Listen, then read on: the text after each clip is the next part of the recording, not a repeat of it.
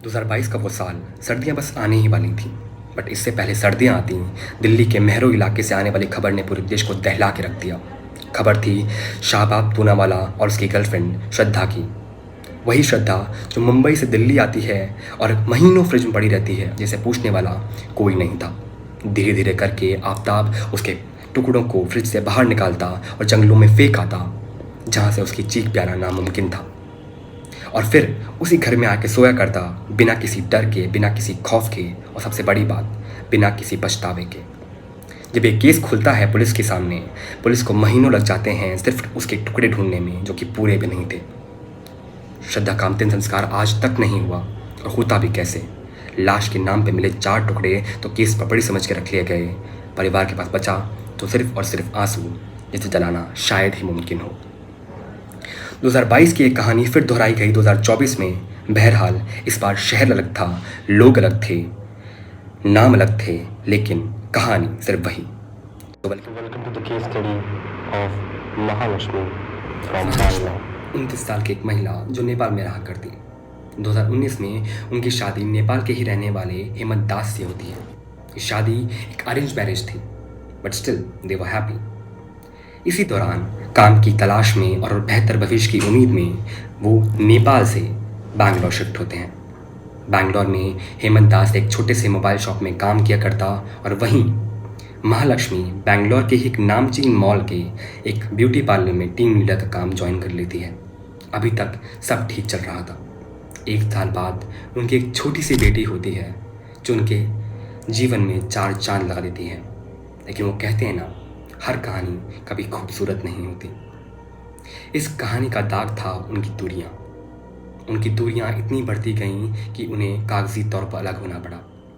4 महीने तक महालक्ष्मी अपनी ही बेटी को अपने पास रखती हैं, लेकिन 4 महीने बाद पता नहीं क्यों वो अपनी बेटी को हेमंत दास को सौंप देती हैं, जिनसे वे कुछ ही महीनों पहले अलग हुई थी। महालक्ष्मी अपने पति से अलग होने के बाद 4 महीने तक अपने माँ और बहन के साथ रहा करती। 4 महीने बाद जब वो अपनी बेटी अपने पति हेमंत दास को दे देती हैं, उसके बाद बेंगलोर के एक छोटे से इलाके में 3 मंजिला अपार्टमेंट में वो एक 1 रूम सेट लेती हैं सिर्फ अपने लिए, जहाँ वो अकेले रहा करती।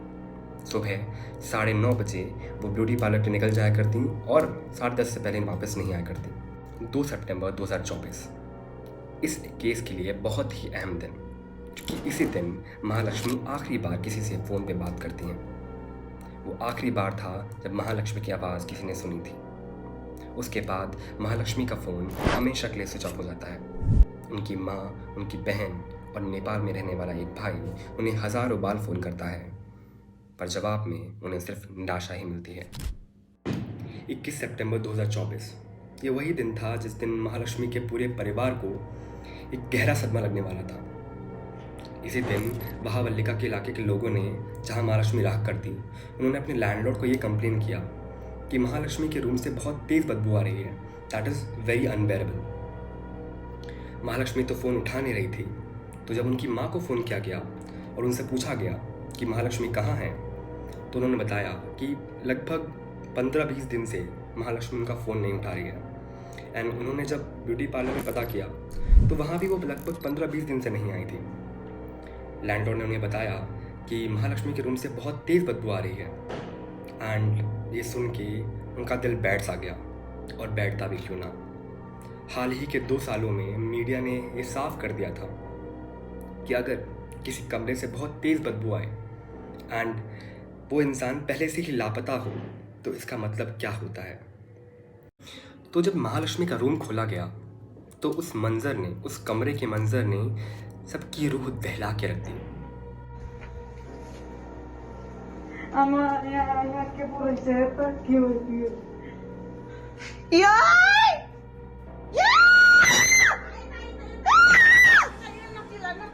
जब सामने रखा हुआ फ्रिज खोला गया तो उसका नज़ारा कुछ यूँ था।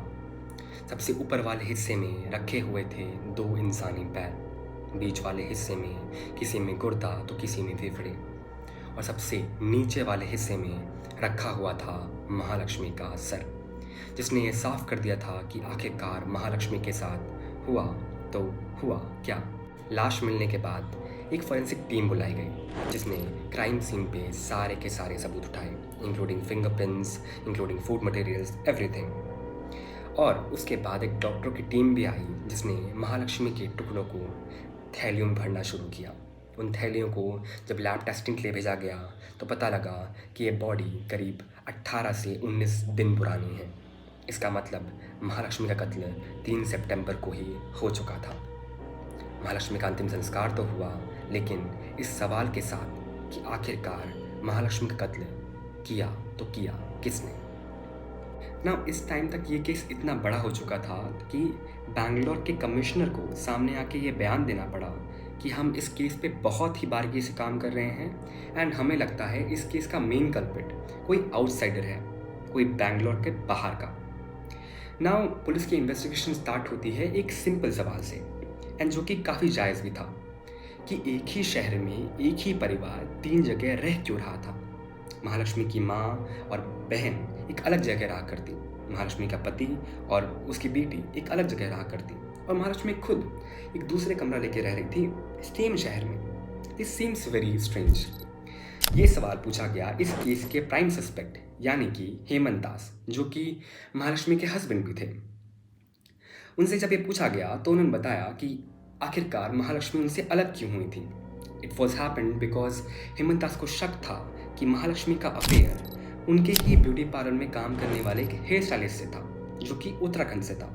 Again he is a outsider, and ये शक काफ़ी हद तक सच्चाई में तब्दील हो चुका था। दैट्स वाई वो अलग भी हो चुके थे। महालक्ष्मी के पति ने पुलिस को 3 नाम दिए थे एज अ सस्पेक्ट।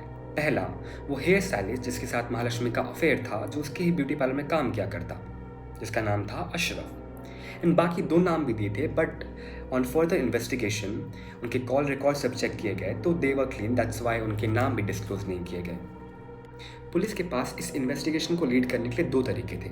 पहला, वो महालक्ष्मी का फ़ोन चेक करे जो उसके रूम से मिला, जो क्राइम सीन पे मिला।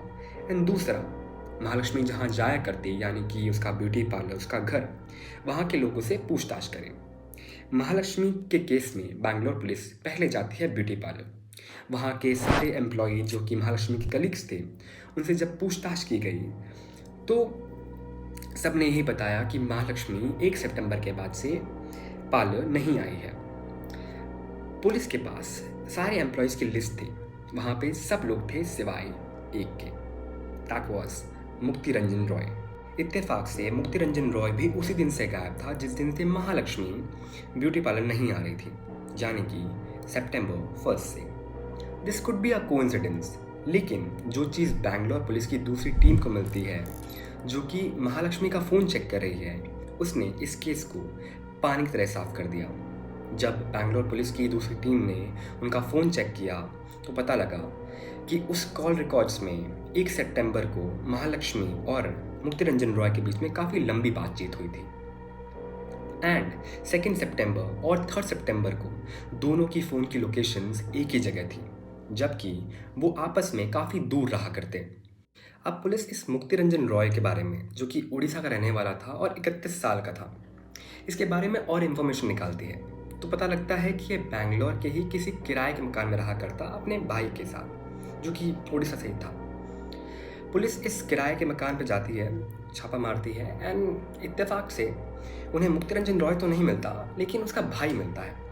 उसे पूछताछ की जाती है, पूछा जाता है कि कहाँ है मुक्ति रंजन रॉय। जवाब में उसका भाई बोलता है कि मुक्ति रंजन रॉय मुझे ये बोल के गया है कि वो गाँव जा रहा है किसी काम से। इसके बाद बैंगलोर पुलिस थोड़ा सख्ती से पूछताछ करती है, कि बोलती है कि नहीं बताओगे तो you will go to jail, you have to pay consequences. Then उसके भाई का मुंह खुलता है एंड वो बोलता है कि 3 सितंबर को मुक्ति रंजन रॉय का फ़ोन आया था उसे, जिसमें उसने कहा कि जल्दी से जल्दी वो किराए का मकान खाली करो और किसी और मकान में शिफ्ट हो, किसी और जगह रूम लो। भाई ने 2-3 बार पूछा भी कि आखिरकार क्यों, ऐसा क्या हो गया, लेकिन उसने बोला कि मैं अभी फ़ोन पे नहीं बता सकता, मैं घर आता हूँ फिर बताऊँगा। जब वो घर आया तो उसने बताया कि मेरे से एक क्राइम हो गया है, बेसिकली मेरे से एक मर्डर हो गया है, दैट्स वाई हमें यहाँ से जल्द जाना पड़ेगा। उस टाइम तक मुक्ति रंजन रॉय निकल चुका था उड़ीसा के लिए। पुलिस को अब तक 3 अहम क्लू मिल चुके थे। पहला, मुक्ति रंजन रॉय और महालक्ष्मी का एक ही साथ गायब होना। दूसरा, मुक्तिरंजन रॉय और महालक्ष्मी का फ़ोन एक ही जगह दिखाना 2 सितंबर और 3 सितंबर को।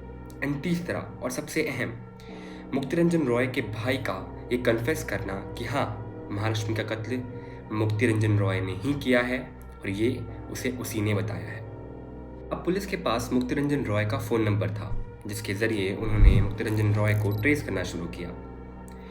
उसका फ़ोन 22 सितंबर और 23 सितंबर यानी कि खुलासा होने के बाद भुवनेश्वर में पाया गया।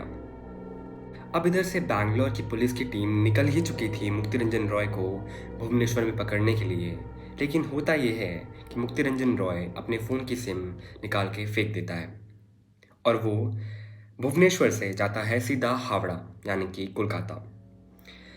यहाँ पे मुक्तिरंजन रॉय से एक छोटी सी गलती हुई थी कि उसने अपना फ़ोन नंबर तो चेंज कर दिया, लेकिन मोबाइल फ़ोन फिर भी वही था, जिसके ज़रिए IMEI नंबर निकाला गया और वहाँ से मुक्तिरंजन रॉय को ट्रेस किया गया हावड़ा में। अब इस पॉइंट तक उसके गांव में खबर फैली नहीं थी कि आखिरकार बैंगलोर में हुआ क्या और बैंगलोर के इस कांड के तार कैसे मुक्तिरंजन रॉय से जुड़ते हैं। दैट्स वाई वहाँ पे इतना केओस का सिचुएशन नहीं था। अब मुक्तिरंजन रॉय जो कि अपने घर पे था, वो सुबह 4:30 बजे उठता है एंड उसी टाइम पे उसने अपने पिता के नाम पे रजिस्टर हुई बाइक को लिया एंड अपना सारा सामान पैक किया एंड उसी बाइक पे एकदम अंधेरे में वो निकल गया एंड अपने घर से 3 किलोमीटर की दूरी पर एक शमशान था, वहाँ जाके वो रुका। उसके पास एक पेड़ था एंड उसी टाइम पे जब सुबह हुई तो जब रोशनी ज़मीन पे पड़ी तब लोगों ने देखा कि एक लाश जो है वो शमशान के पास वाले पेड़ से लटकी हुई है। ये लाश किसी और की नहीं बल्कि मुक्तिरंजन रॉय की ही थी। इलाके के लोगों ने पुलिस को खबर दी, पुलिस आई। उन सामान को देख के ये पता चला कि किस परिवार का है, किस घर का है। परिवार वालों को बुलाया गया, परिवार वाले भी आए। लाश को नीचे उतारा गया और फोरेंसिक्स के लिए भेजा गया। जो सामान था लाश के पास वो पुलिस ने जब्त कर लिया। अब उस इलाके के SHO ने उन सामान में से एक चीज़ पाई जो कि थी एक डायरी जिसमें एक नोट था। उसी नोट में मुक्ति ने बताया कि मैं महालक्ष्मी के बिहेवियर से और बर्ताव से काफ़ी परेशान हो चुका था। आए दिन हमारी इसी बात पे लड़ाई भी होती और उस दिन भी हमारी इसी बात पे लड़ाई हुई। इसी दौरान ये पूरा मामला हाथापाई तक पहुंच चुका था और मुक्ति ने गुस्से में महालक्ष्मी का सर दीवार से दे मारा। मुक्ति ने अपने नोट में लिखा कि उसके कई और रिश्ते भी थे जिसकी वजह से उसकी काफ़ी बार लड़ाई होती। It was kind of personal, so इतना लिखा नहीं गया। अब इस पॉइंट पे मुक्ति को लगा कि महालक्ष्मी मर चुकी है because she was bleeding profusely from forehead. आगे मुक्ति अपने सुसाइड नोट में लिखता है कि बचने के लिए उसने महालक्ष्मी के लाश के टुकड़े किए, घर की सफाई की, उन टुकड़ों को फ्रिज में रखा और इसी डर के माहौल में वो उस घर से निकल गया। महालक्ष्मी के मौत का जिम्मेदार मैं हूँ, यही थे आखिरी शब्द मुक्तिरंजन रॉय के सुसाइड नोट के।